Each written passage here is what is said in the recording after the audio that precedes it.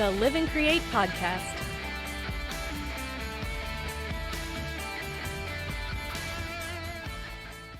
It's wild, this world, man. Being around all these folks, being around folks like you who are kicking out song after song, so many people, it really helps elevate your thinking, elevate to where you like what's possible.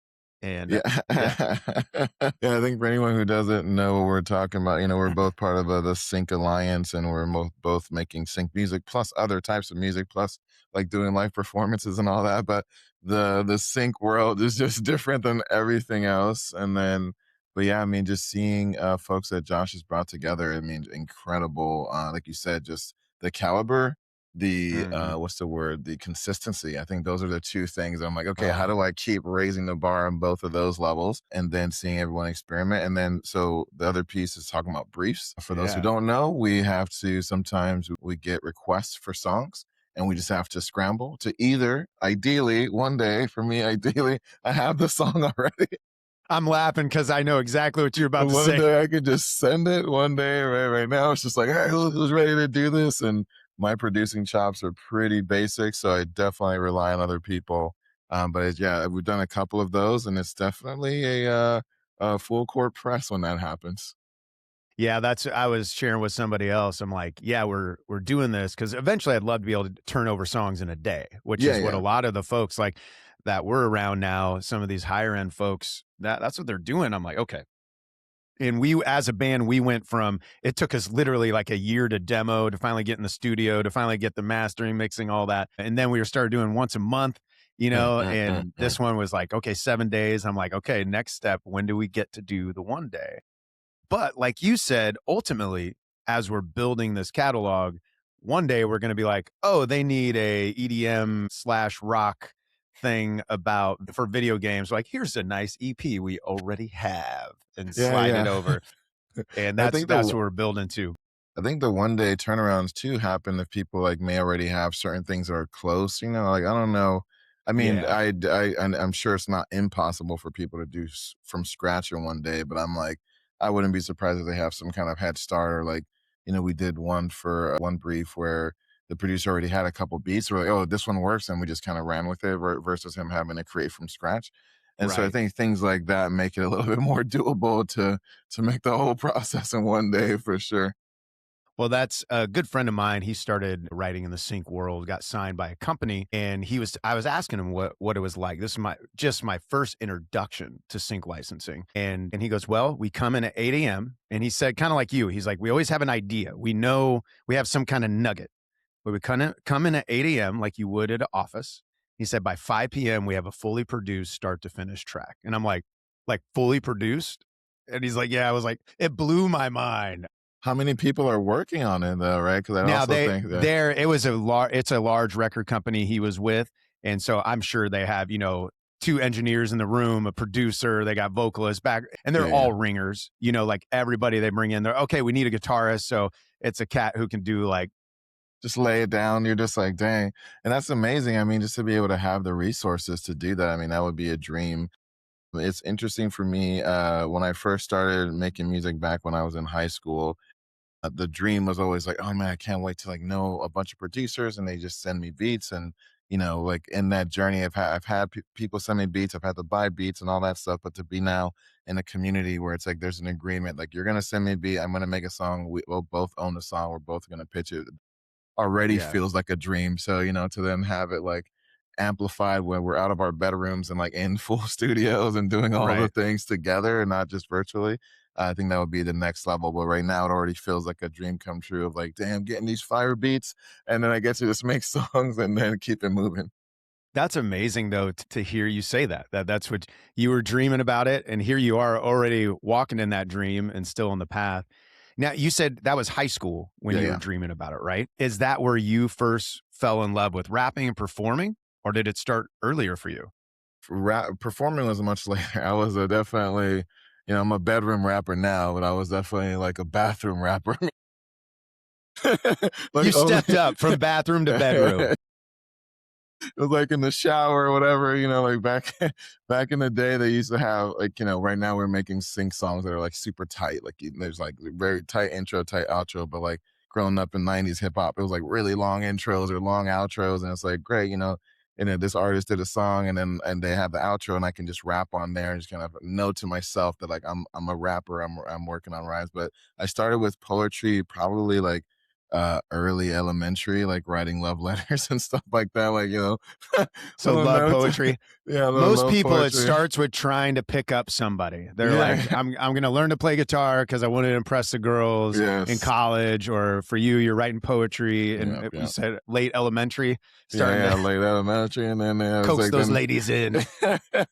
trying to show some artistic, because some people drew back then. If you could draw, like back in elementary, middle school, you were the champ. Like people were like, Right. "Dang, that's so cool." That was not one of my gifts. I'm like, I'm gonna write instead. Let me figure out how to use these words. Now, was there anyone in your family, like your parents, were they artists, musicians, poets? Good question.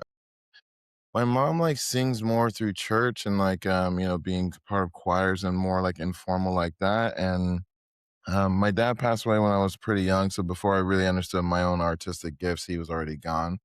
And my family different. I think creativity runs in my family. I love like creativity versus artists because we I think everyone's creative and then sometimes that creativity shows up in art. But my family is really creative, especially through like food and other and creative ways to solve problems. But my younger brother was actually, I think, a way better rapper than me growing up. So I looked up to him, even though he was younger. And then when he actually was like out there performing and doing so, I was like, whoa, dude, like you can actually do this. And then so I think it gave me more confidence. But it wasn't until like college that I actually started even trying to perform or share my music with anyone, besides poetry to people who I liked or whatever. There was no one else heard my music. And like I said, so I think my brother having that more creative, and I hear my mom like from time to time either singing on her own or singing in the choir. So I think but we're not definitely not like a music family like people who are like, yeah, I was born with a guitar in my hand, and it's like, Right. yeah, we didn't have any of that for sure.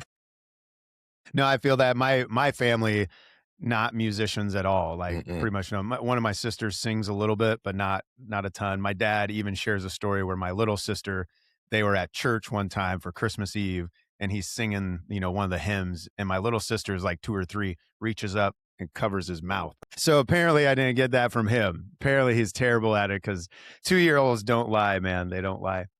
Man, that's a great point that you bring up though with the creativity. Mm-mm. So often we miss that creativity is applied in all facets of life as opposed to just writing and singing. That's a huge point, man. Yeah, it's interesting because I think for that, like I've wanted to do music for a long time, and I had to find my own version. As you shared the story about your dad in church, I had one of those moments as well where I was not the best kid growing up, very troublesome.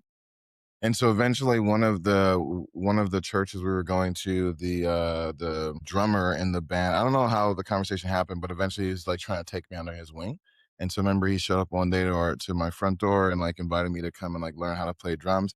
And he's like, afterwards we can get McDonald's. So I was like, all right, say less, I'm like in. let's already in the band, like let's go. so I did one lesson one time, and I was like, and, it was very, for me, I think drums are really complicated. One lesson, but the next church, the next Sunday, he was not there for some reason, and they were singing the choir, and I was like, this song needs drums, like obviously.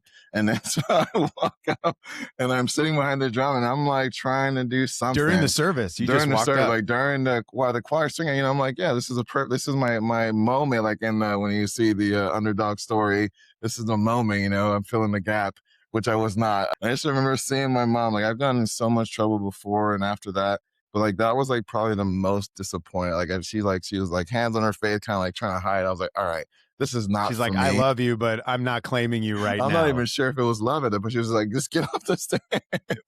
But it was interesting because I never touched the drum set after, or I hadn't touched the drum set after that, but I did find like hand percussion, like, and I was like, oh, interesting, because like have rhythm, but like the full body experience with drumming was not my Yeah. vibe. And so I say all that because it's like sometimes we just need to find the right instrument or find the right thing, and then we can express ourselves in a better way than we could trying to, like, if I maybe I would have, I'm sure I would have got better if I just stuck with drumming, but it wasn't my vibe. It was hand drumming felt much more in my flow, and then that opened up a lot more opportunities once I found that later on.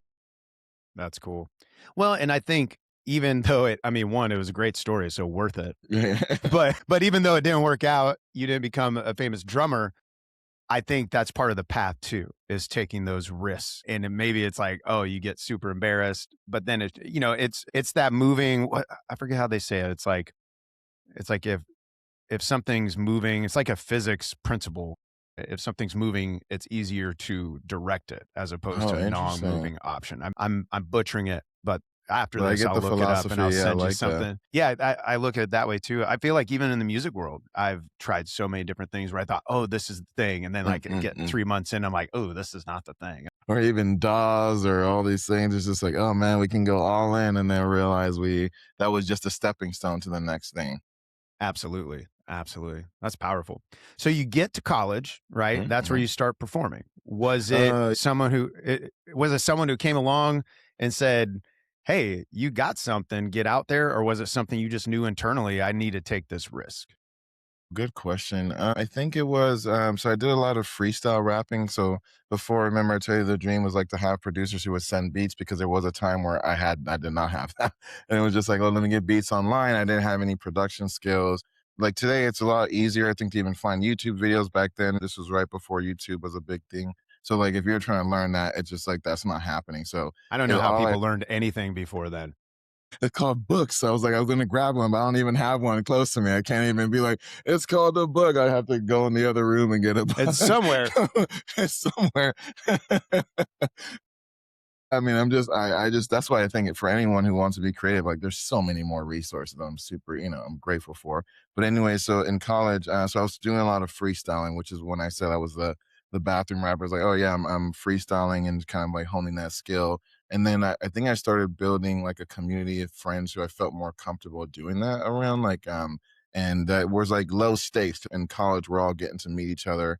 And so like 2 doors down, in my dorm, there's a guy named Dave, and Dave and I, David Korn, shout out to Dave. So we met freshman year, and he was like, "You're into music too," and he was like producing beats, and then I was like rhyming, and so we would be freestyling and just kind of sitting in the dorm room just making music. And then we got a chance to see 2 poets come and perform during our freshman orientation. And it was like a black guy named Sekou and his partner, which I forget his name. I met Sekou, so I locked in his name. But like, white guy, black guy, and then I'm black, Dave's white. So we're looking at that. I'm like, oh, that could be us, and so it was just like, okay, let's like, this is it. And they were doing spoken word. So it was, for me, it was like, this is a different way that I can be a performer. I don't have to be, I was listening to a lot of gangster rap, and I don't have to be a gangster. There's somewhere in the middle I can find my way. So all of those things kind of happening within a few weeks of me getting into college was like, okay, this is the time to go for it. And then I just, slowly building more and more of a community around the people who I felt more comfortable performing around before I ever got on stage. That's awesome.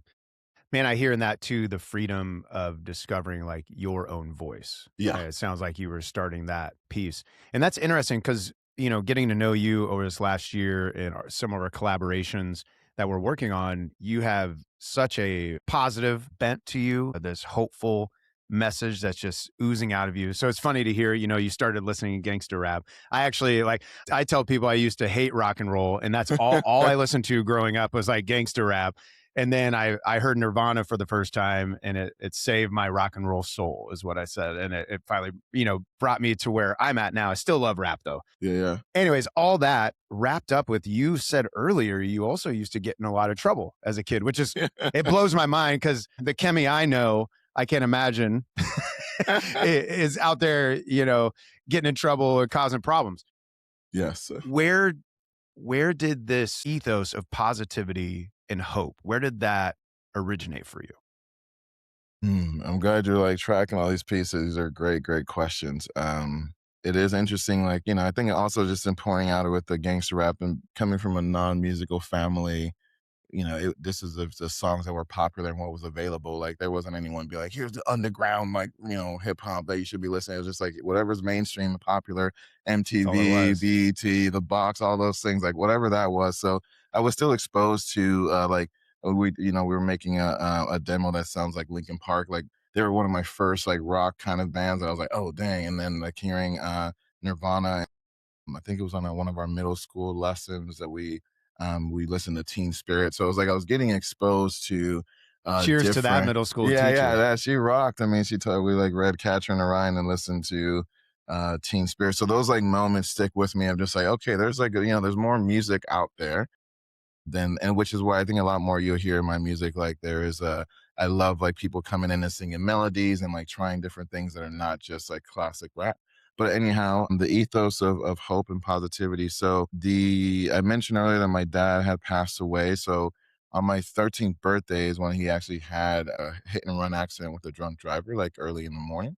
On his way to work, they were coming back, and whatever it was, they ran into each other.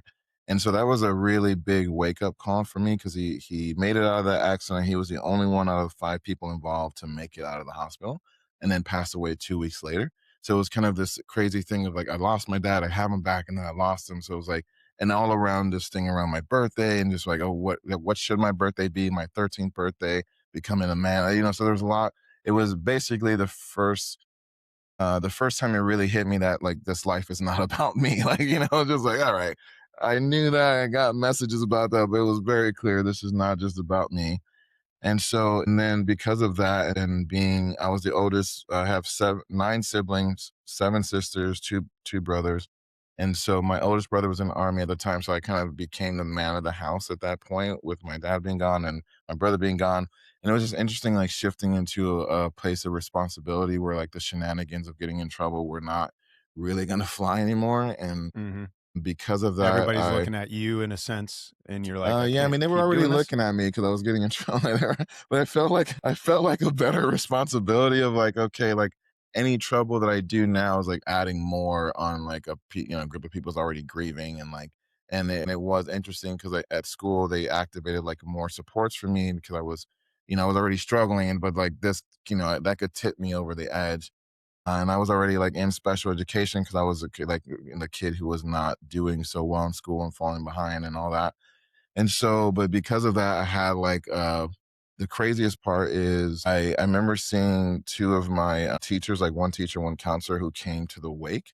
And that was the like first time like that I realized that they were here to support me like beyond like the job. Like they were literally here support my family. And so I was like so Man, wild to be like, okay, I can actually trust these people. And then it was like a cascade from there. Like once I literally let in the help, I was like, wow, there's so much help here. And I through that process realizing that I could one I could my life would be better when I wasn't being so negative. Like I was like, holy crap, what a interesting concept. Like it literally was just like, oh, the less I was getting getting in fights with people and arguments and being so it's like, negative, man, the life's more. way simpler now. I Yeah, don't. yeah. I'm not fighting with this person. And then I started, and it was just like the momentum kept building from there. And then because of the story I was sharing about my family, and I started getting the attention of one of my biggest mentors, Miss Malcolm. Always give a shout out to her. She helped me like apply for college and like go get scholarships that then helped me go to college and get it full ride. I went to University of Miami, which is like I think even back then was like $40,000 a year, and it was Wow. like fully paid. Otherwise, I wouldn't be able to go. So all of that, like just seeing the difference of like a life of negativity and then a life of positivity, and literally weighing and be like, oh, I'm still the same person, but here's my life experience is changing.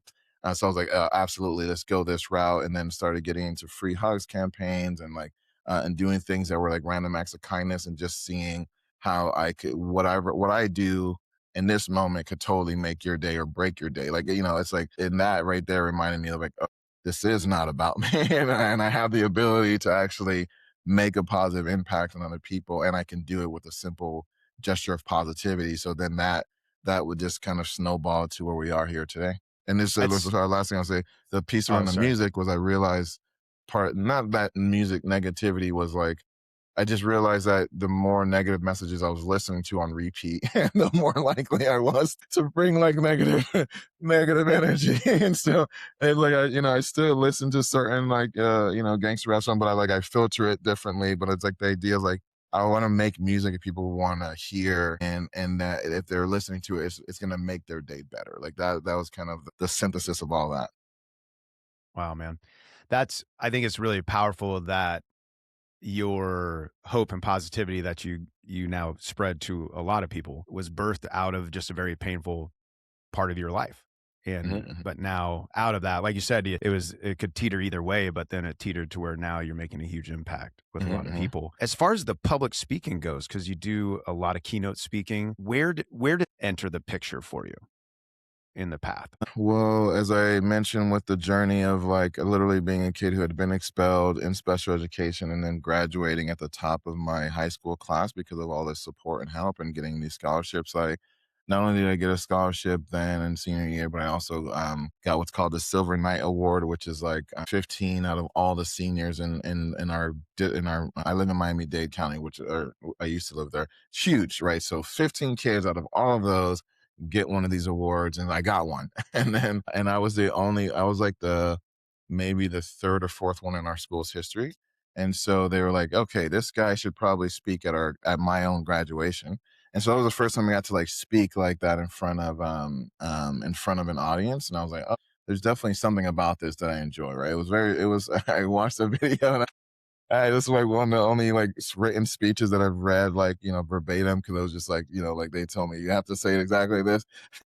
And It so had I to was be like, approved by like the pretty much, yeah. principal and it's a So I did my thing, read it verbatim, and I just like walked out. I don't really feel like when I watched the video, I don't really feel like I took a moment to like take it in because it was just like, I gotta get on.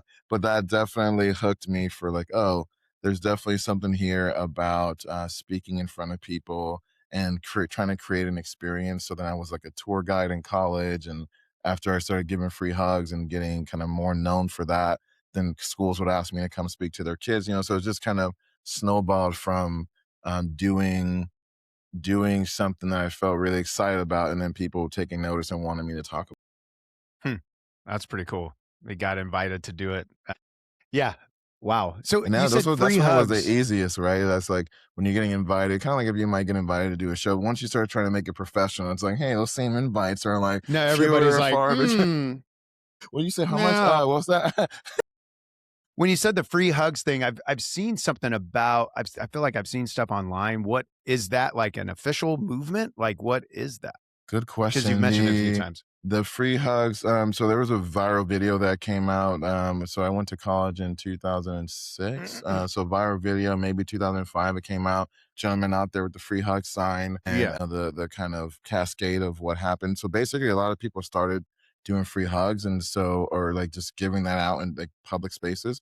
So at college, we had a group called Random Acts of Kindness that essentially started as an inspiration from there, and so Mhm. we were giving out free hugs on campus, and I was like hooked because I was already looking for something to do, and free hugs was just one part of what we did. Like we did other different campaigns, like we would give essentially one of the cool ones from the early years were having people like write letters home to their parents, and then we would like mail them for them, knowing like that as a young person mailing something's probably not going to happen. It was like so things that just let them go and make somebody else's day brighter. One of my favorites that we bought a bunch of umbrellas because Miami can rain out of nowhere, and it was like a umbrella kind of pass around program that around our Yeah. campus. So things like that that were sometimes more complicated, but like the simplest thing kept coming back to giving free hugs. Right? Hey, we're gonna every Monday we're gonna be out there, and eventually I just started running with that idea of how can I help make, and then so it was like evolving from just the hugs to like high fives, fist bumps. So my spiel would be like free hugs, high fives, and peaceful pounds. Come on down, or you can get a smile and a wave. By the way, have a nice day, like a carnival barker. Just like giving people options of like how to engage, but Right. the goal of like, hey, I just want to help make your day, and you can just keep it moving. We don't have there's no you don't have to like and subscribe. Just like keep on moving. Everything's like and Yeah, subscribe everything now, is right? like meanwhile, like and subscribe if you like this podcast. Right. We're giving away as frees, but make sure you leave a comment and share it to 3 friends. Yeah, yeah. The social media were I mean, if it was back then when social media wasn't really popping off like it is now. But back then it was like, oh man, we were literally making the kind of like doing the kind of things that would have been content gold. But I'm glad that it wasn't about the content back then because it was just like it was genuine, but it felt more genuine in a time where like it wasn't about who's got the camera, like who's videotaping me doing the free hugs. It was like, no, we're out here because we want to be out here. Mhm. And like more grassroots, just real impact.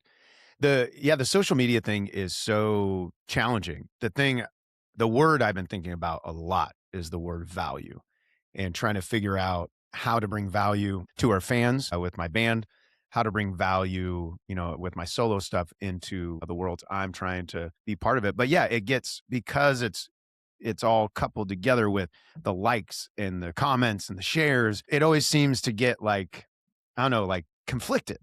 And so, yeah, it's a very interesting thing. That's one thing in Sync Alliance, again, for the listeners, the community we're part of in the sync world, the way it's set up, where there is kind of that component of like likes and comments, but because we all are getting to know each other, and it's like we're very real people, and then like a lot of us have the chance to meet each other in person, so it's not just like somebody, some icon like on a screen. It's like real people. It's really, I feel like it's helped me wrestle through like, okay, if I am going to put something in this community, what is the value that I'm trying to bring to them? And so in that sense, I've been trying to take that and apply it in the social media world. Yeah, it's just been an interesting piece for that. Yeah, it's like, how do we get back to that peer sense of you in the courtyard, in the quad at school, run around giving free hugs, but now it's just digitized. But it could have the same impact if done correctly. 100%. I think that I love that you brought up that idea of adding value, because I think it was like, what's the purpose of what I'm posting? Is it, hey, look at Right. me, or is it that I'm trying to add value? And I think it's that to me, anyway, we talk about like creativity and art. It's like, if people, I believe if people just focus on, okay, how can I add value? You'll find an answer, right? Like, I think Right. Tony Robbins says the quality of our life is driven by the quality of our questions. So if the question is, how do I add value? Then I will find a way to add value to whatever space or whatever situation I'm in. And I'm glad you brought that up in social media, because I mean, the cool thing about it is that we all find value in different things. Like, I'm generally on social media purely for entertainment. Like, I just want at that moment to be entertained. I'm not really trying to like learn a lot, or actually I should say, let me say that's differently, because YouTube for me is my learning source for like Logic and all these different programs. And so I am trying to learn, but I had to separate my accounts and be like, when I'm on this account, I only want entertainment. Like, I don't give me, don't like, because then at night, if I'm like scrolling, I don't want to see like, oh, check out this plugin. And then I'm thinking about that. I'm like, no, I want to separate these two very clearly. But yeah, either for, I think in general, those are kind of the major buckets, like education or entertainment. And I think it's important for us to figure out which version are we offering. In music, mostly we're offering entertainment. So then it was like, there was a great book from Nick D that said, I think it's called You Don't Want It Bad Enough or something like that. And it was very interesting of the idea that he dropped in the very beginning of the book of like, your content is selfish. If it's for you and about you, then it's selfish. If it's about Right. the audience, then that's a totally different conversation. And now we're creating content that ideally is adding value, or we're finding the people who find it valuable by posting it. Yeah, that Nick D, man, for anyone listening, the Manager's Playbook. It's a podcast. Are you familiar with this one? Mm-mm. It's a podcast called The Manager's Playbook. And Nick D is a guest on there about 3-4 months ago. Russ is another artist that he had a guest. And Russ is like one of the folks like huge icon for me, the way that he's approached his business. And man, those two interviews, I go back to them consistently. I'll go on a long run and I'll listen to, because they're like 2 hours long. I'll just run and re-up on the knowledge that's there. And yeah, Nick D's all about that, man, of like, how do you bring value, to where he didn't even have a mailing list. He had nothing. He was like, I'm going to let it ride on, like, which I want to, I want to leverage some other things. LaRussell was on there recently, and he was talking about like, he's like intense about like his mailing list and his merch, and he's got all of it. So he's like the opposite spectrum, but he's still trying to bring value. But yeah, Nick D is on it, man. Nick D is phenomenal.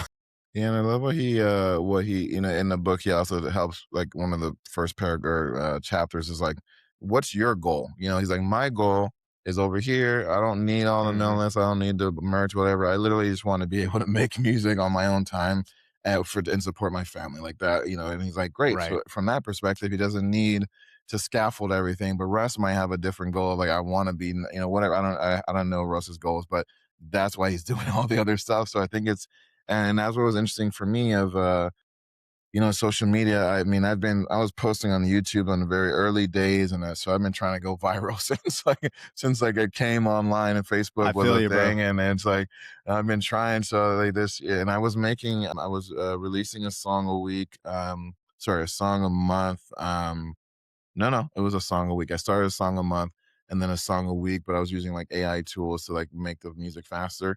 And Right. so and then I was creating content like a machine. I was like figuring out skits and all this stuff to just make it more valuable for other people. And I had to sit there and think about what are my goals. And in Mm, that same time, I was learning more about sync music and being introduced to Josh Williams for Sync Alliance and all that. And XJ Will. And so it was like very interesting because it was like, oh, what quality of life do I actually want? Do I want where I am, my income relies on me being like popular to like masses of people? Or do right. I want a lifestyle where my income relies on like relationships with potentially a handful of people? And I'm Mm. like, that's in the speaker world, it's the same thing. Am I going after like, hey, I have to be like a Tony Robbins or like a person who like my celebrity is what gets me booked, or am I also building relationships where people hire me and like I fulfill contracts and help organizations kind of reach their goals? And I was like, oh, I need to move. Did the same thing in speaking. Had to move to the latter because it was like, well, this is more sustainable. This is less reliant on me being famous, which is like, okay, great. It's just a fickle thing. And then this is also like, I mean, there's a part of me that wants that. But there's also a part of me that's like, oh, if I get it's like the difference between being an artist and a producer, like, or an actor and a producer. Like actors and actresses, people like flock to them, whatever. But like the movie producer is in some of those same parties, same circles, going on the same vacations, but not the right people know them. Not everybody knows them, but the right people. And I'm like, great, that's totally fine with me. And so basically, all that to say, like, I'm not so much on social media as a contributor anymore because I am focused on sync music and developing relationships that way because it feels more in line with how I would like my success to look in the long term. Yeah. Well, that's huge, man. A artist named Odd Rod. I'm wonder if you've crossed paths and Oh, for sure. out there. He tours. He's a public speaker, spoken word artist, and he had very rough upbringing, and it was when he was, I think, around 13 as well, had kind of an inflection point Mm, mm, through his life, and from there he developed this concept of our goals will separate us. mm, mhm, And mhm. that's what he has now, as an adult, goes around challenging other youth towards this concept. Our goals Beautiful. will separate us. And it's interesting because even when we solidify our goals and what we want, as I'm seeing it in myself, it separates me from my past self and allows me, like, frees me to go to my future self. And Let's go. man, that's what I hear with you. It's like when you I feel like when you finally figure out what you want, then like doors shut here and here, and then you see the door over here Mm, open and the mhm, door over mhm. here open. It's like, okay, now I know, if all the doors are open, you don't know which one to go in at Oh some yeah. point. And that's a powerful thing that you set, and to not let, everyone says, not everyone, but usually the dream music is to do the big stadiums, do all that kind of thing, which frankly, that's part of my dream. So that's Yeah, yeah. why I'm on the path I'm on. But to find out so many people, like, there's many more people making a lot more money and a lot happier who aren't doing that in the music industry, as I've discovered. Well, I think it's And also some of like those people doing that thing are broke or they have to keep doing it to make a living. Like to feed the machine. that's the part where it's like, well, Yeah. social media, honestly, you have to keep posting in order for the Mhm. machine where it's like, in the sync world, like best case scenario, I establish relationships with like 10 like, heavy hitter like epic like studios or whatever. They just keep reaching out to me and I could either have the songs or I can make the songs, but there might be a point where I just can give them songs that I have, right? That are Yeah. working for what they need. And it's like there is a point where I could stop and the return on my investment it gets like significantly better. Whereas like if I'm only performing live, then I have to keep going performing live for people to pay me and whatever. And Well, same it's the with difference social between media. income and wealth, Yeah, yeah. And It's I like you want can have revenue coming in, but the wealth is that thing that works long term for you, and that's and what I that works see without in you this having to world. be there. Right? Like Exactly. social media works because you keep posting, right? It's like, you can get a viral, and especially with the quick things are, you can get a viral video today, but tomorrow you're not viral anymore. It's nuts. Like, and so it's kind of like you have to keep posting. So it was really being, and I've had like health challenges in my life that made me really prioritize what is a priority and what are the goals to go after, and most importantly, like what can I do when I'm younger now that my like future self is gonna be like happy, like oh, I have a treasure trove of songs or whatever that are like mine, and that I own Yeah. a portion or own all of it, and then I can, those are technically products that I can sell when I have the right relationships. I'm like, oh yeah, that makes more sense than constantly doing shows. But to speak about shows, Rumi, who was one of the artists who wrote Golden, to me was a good example this year. Anyone who doesn't know, K-pop Demon Hunter is like huge, huge success. Pretty big.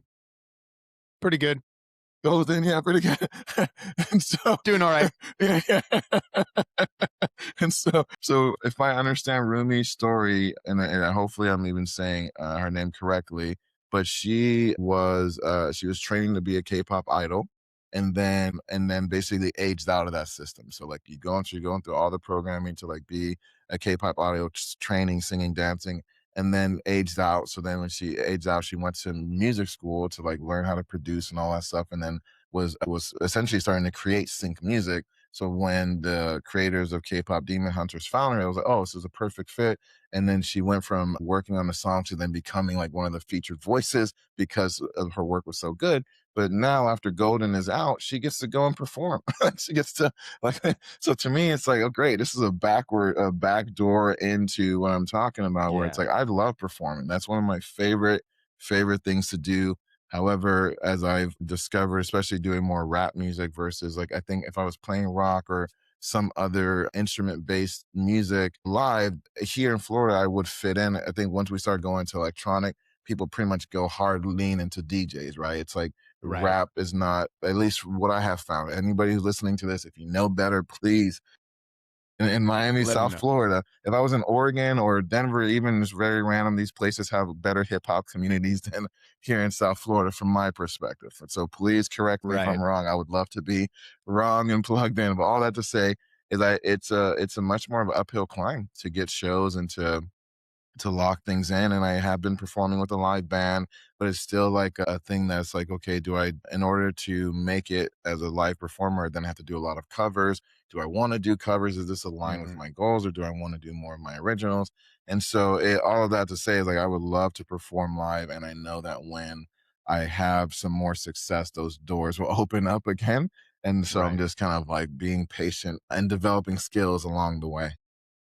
No, that's huge. That's been a big topic within my band, caused a lot of grief for some while too. But for us now, we operate off a 3-point plan, and in the third plan, the third part of the plan is actually the live performance, which Mm-hmm, is kind of backwards, especially in the rock world. In the hmm rock hmm world, the dream is playing a bunch of dive bars Yeah. in these gross green. It was this romantic idea, and we did it. We were like, playing these gross bars, and you're in the green room, and it's like, for some reason it sounded so cool, Yeah, yeah. and we did it, and we were broke. No, we Yeah, we yeah. we did accomplish some cool things, but it was like, okay, and now in this day and age, so for us, it starts song by song. So now Mhm, we're focused on the songwriting in the sync world and for our fans, and mhm, then we go post by post, where the second is learning to grow and invest in our fans, like from a content, and mm, then city by city. Because mhm. now I think we live in a world where, like you said, if you get this song by song,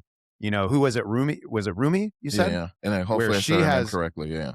yeah, she has this song now where she didn't go tour. She has this song that blew up Mhm. and created value for a lot of people, and now it becomes content across everything. And now she's touring like massive, And she like can I do all that, imagine yeah. massive venues. Yeah. And it's not magic by any means. It's a lot of work, but yeah, I think it's a different day and age. And I think the opportunities that are presented for the artists are actually more exciting to me, because I know people who have been doing 12 years, club after club after club. They all live in the same house together still, 12 years, and they're just now starting to scratch the surface of their breakthrough. Mm, mm. And it's like, how much money has been invested? Like when you start doing those things, I'm not knocking what they've done by any means, because what they've done is really powerful. But looking at it, I'm like, okay, I can't do that path. That's not the life I It's want, not the and figuring out a different way. The opportunities are huge. The opportunities are huge. Absolutely. And I want to correct, I think I'm like looking here, I'm like, as we were talking, I'm like, I'm pretty, like, I saw Rumi, but I think EJAE is like her artist name as well. Oh, okay. So I could be wrong on the name, but the story is still true. Y'all know who we're talking about. But I'm like, I want you to, hey, I would love to work with you. Just sorry, I forgot, to say your name properly. But yeah, but I gotta like tighten that up. So when I do share stories about her, that I can make sure I honor. But yeah, I mean, I think it's the cool thing is we have so many different paths, and Yeah. we can learn from each other, and I think it's like as long as people don't knock your path, right? I remember Yes. making stuff for social media, and some people don't see that as like real music or real artistry. It's like, well, it's because you're probably not good at it. Like, it's so creative. I mean, you to like make a video that really resonates with people. Like I love some of Right. the stuff you were doing. Like I'm not on there as much anymore, which I've told you, so I don't see as many of the new things. But I love what y'all were doing in that not carousel, in uh The merry-go-round, the not merry-go-round. merry-go-round. What is Yeah, that yeah. called? What is that? Why am I blanking on It's this? a big carnival Ferris ride, wheel. Ferris wheel. Yeah, Ferris I was wheel. not That's gonna what get there. I was just gonna describe it and let people figure What's out. happening? I was not gonna get there. We can't remember Ferris wheel. But it was like cool. I'm just like, yeah, this is the kind of stuff people want to see, where it's like you're like, oh, what's going Yeah. on there? And I think it's but I do see people, like who just put up a microphone and sing their song and they get millions of views. I'm like, I don't know how Yeah. that. Like Nick D. That was his thing. I don't want to say that, but that's what he does. I mean, at this point, he was doing some other stuff before him and Connor Price, and so, but it's like, yeah, at this point, it's like what he's doing, and people love his music. So but it's like you can't look at his content now and be like, let me create. At least I can't, because I did. I was like, oh, he's just there with the microphone. Like I can try some of that. And it's like that wasn't resonating with my folks as much as like me doing a skit or something like that. That was like, oh, okay, I need to figure out what my people want to see from me, not trying to recreate what Nick D is doing, because he's also grinded. Then he's at a point where he doesn't need to do what I'm doing in order to get people's attention. Exactly. Yeah, and I think, like I said, it's if to find a way to be fan focused. For us, one of the we're doing like a band watch of anime right now, where we're Yeah. going through Attack on Titan. It's such a hardcore show. It is. So My hardcore. drummer is all about anime, and he Yeah. sat me down. We just did one piece of content where we watched all these trailers of animes, and I like. There's some I've never been a big anime person, and there was one where I was like, I like that one. He's like, that's Attack on Titan. And so he convinced all of us to start, doing it. So it seems weird that alt rock band is doing anime reviews essentially, but for some reason it is just fired up people online. Awesome. Like Yeah, it yeah. is there. And I think it's educating me on what content can be in the focus of the fan, because people are jumping in because they love that show. It means something to them, and they love like taking the journey with us. And I'm like, oh, this is interesting. Like, how do we apply this elsewhere? That's beautiful. Especially like you never like people. Nick says it too, that like he did other podcasts, other things where people got to see his personality, liked him as a person, and then Yep. we're like, oh, you make music too? Oh, for sure. Let me check it out. It's like, and I think that's what I've been excited about doing, and just in my life of just through these speaking engagements and other relationships. And it's like, yeah, I think when the right people find me, they're like, oh, dang, you make music too. Oh, I love, like, and it just Yep. like I love seeing that moment, and the goal is just to amplify that, for sure. Right.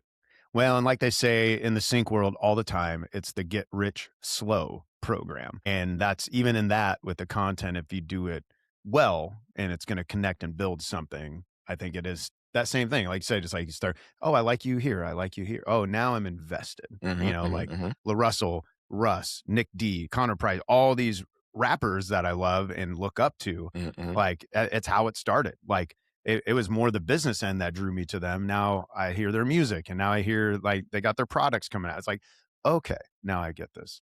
I get it. Yeah. I know time is slowly running out for us. There's definitely 3 questions. Okay, great. One to get to. These are awesome questions. So, Awesome, like on the fly. This is really cool. well, thank you, man. And we got, this is the 2.0. We had I was about to mention, I was like, this is our second attempt. It will live out there. It will live in the confines of my my video thing. For the listener, it's one, I started 20 minutes late because I have a little dog, a little Cavapoo, and she took a huge poo in the middle of my studio, like 2 minutes before that. And I stepped in it and it was bad. It was not fun. And then we got cut short. It was. Yeah, but this has been, this is well much better. This has been great. I since have got a new baby gate at the top of the steps. And the dog she's taking a nap right now is what she's doing. Outside of the gate or inside the gate? Outside. Outside the gate. She's like, I just need you to know that I'm here, yeah? Yeah. Well, going back to the sync world, the collaborations, what are some of the lessons or the tools that you're learning about or gaining through collaborating in the sync world? I think the first thing that comes to mind is like, know and trust yourself as like the first part. I think the first part of any real collaboration, like, you have to know, what I'm good at, what I can contribute, where I can shine, where I have places to grow, where I'm vulnerable. Like, and even as like I share a song, like, hey, like I don't mix, so just like rough draft, or like, hey, I just put this vocal piece in there as an idea. Don't give me any feedback about that part. Just needed, so just being able to know where I'm at and then where I can really step up. I think that's been that's been a refining thing for me personally. And then I think in terms of learning from other people, like you said earlier, the consistency and like the caliber, like everyone, especially the producers I'm working with, every time I hear them or like they're telling me about what they're doing, they're still leveling up. Like, hey, they're like, oh man, you know what? I just learned a new way to mix. I'm gonna go back and remix that song. I'm like, well, I thought it sounded great. So what did you learn like that? Right. So they're like constantly wanting to learn and apply. And same with I've talked to a couple of top liners and just learning their process and seeing where they were at the beginning of their journey to where they are now. And it's just like they're continuing to evolve, trying different flows, figuring out different ways to essentially say the same thing, since our goal is to be as vague and specific at the same time, Lyrical magic is vague and specific. I need you to be more vague, but more specific. Okay. And they figured it out. And it's like, some of them just like, yeah, I relate. You didn't really say anything, but I totally relate to what you said. So like, that's a magic in its own right. So I think just seeing those pieces and being in, I think one of the cool things is we get this, see sync supervisors will come and give us feedback. So definitely getting better at getting feedback as well. But then I forget who it was who said like, this song is your step to the next song. And it was just like, just that frame was like, okay, I'm going to go all in on this song. And then whatever I learn here, I'm going to apply it to the next one and just to keep it moving. Yeah. Yeah, that's huge. That's one piece that I'm loving. It's like, okay, next one, the next one, the next one. And you just keep going. I learn every single time, every single collaboration. You talked about like, trusting yourself. But then also coming with this humility is interesting. This last song that we're collaborating with Dan, where do you remember when I heard version 2? I heard version 2 and there was already a version 3, but for the listener, I didn't notice that. It was literally in the playlist. So I'm listening to version 2 and I'm like, man, I really think your rap should be like this, and kind of giving feedback. And it was interesting because you kind of push back like, okay, I'll check it, but I felt like it was good.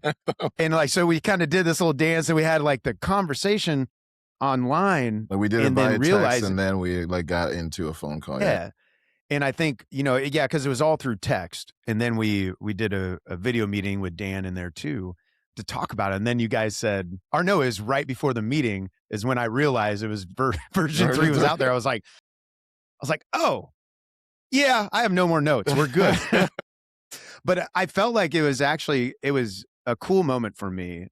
And I hope it built trust in our collaboration together. Absolutely. Because it did for me as well. Because like I was hoping you would trust that I'm going to be honest with you. Yeah, 100%. But I also grew a great amount of trust for you because you stuck your ground as well, like knowing you had already done version 3, though I didn't hear it. Yeah. and being like, no, I feel good, but let's talk. It's like this kind of collaborative dance and building trust together. And to me, that was so huge. It was like different artists really trusting their own sense. It was just all it was a miscommunication and me missing version 3. But Which is yeah, most that's of life, huge. by the way. Like most of the issues we have are miscommunications, which is crazy. So true. Well, I think it's just interesting of what you're saying there too. Is like we all are figuring it out, and obviously there's Hmm. gonna be times where we work with people that's like, yo, they know like way, which I've had to deal with. People giving me ideas, but they're like Grammy win or like Emmy winning people. I'm like, all right, It's like you got a gold record on the. like all right, I got like I can definitely learn something from you, even though I feel really strongly about blah blah blah.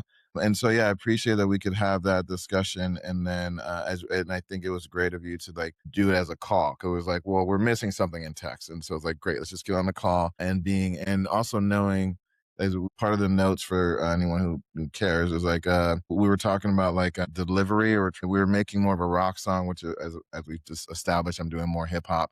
So this hip hop rap collaboration, and I heard somewhere about like being more aggressive, and I was like, well, there's also a point where I'm not like, you're not going to get too much more aggression from, like You're just like, you're like not going if DMX. if that was the note, then it's like, well, there's also like, I got to buy out because I'm not going to be able to Right. deliver that authentically compared to somebody else who's like, that's their vibe, which I do know people. And so I think it was just interesting in those moments of being like, hey, I want to do what's best for the song. Like if it needs to go in this direction, totally down to switch it up because I would rather the song be good versus the song that we're all like lackluster about.